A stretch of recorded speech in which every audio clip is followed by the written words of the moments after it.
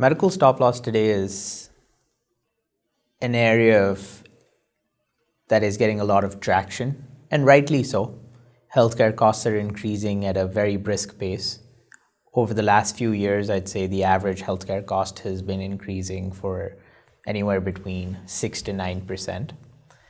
And if you think about what impact that has on a business, how many line items do we think grow at a 6 to 9% pace on an annual basis without having any direct impact on your revenue growth?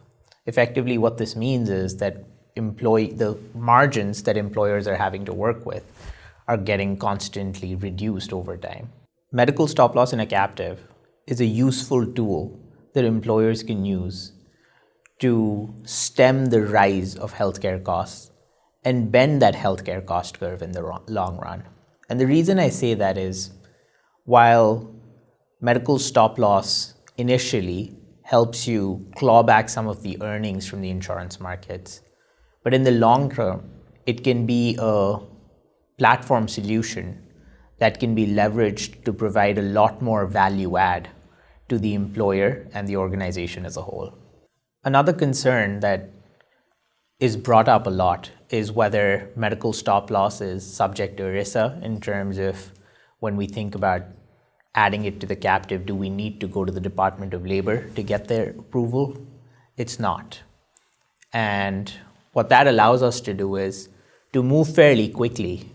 A lot of times employers come to us anywhere between 4 to 6 months before their renewal date, and we have been able to successfully put together a medical stop loss solution for them.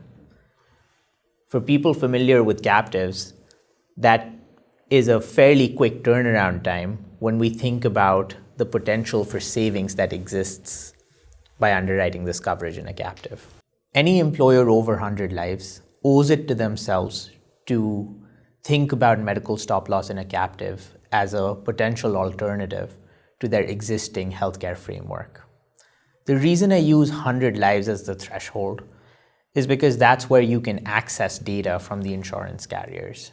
Once you've been able to access data from the insurance carriers, you can undertake an analysis to understand whether or not adding medical stop loss to a captive framework will be a beneficial line, and whether or not it makes sense from your perspective.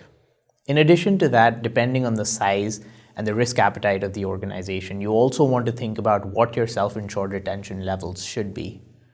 A conservative organization may want to take a small layer of risk to begin with, whereas more sophisticated organizations who are cash flow positive and have a lot of reserve and surplus built into an existing captive may like to take on a larger layer of risk. All those are aspects that can be addressed with an actuarial study.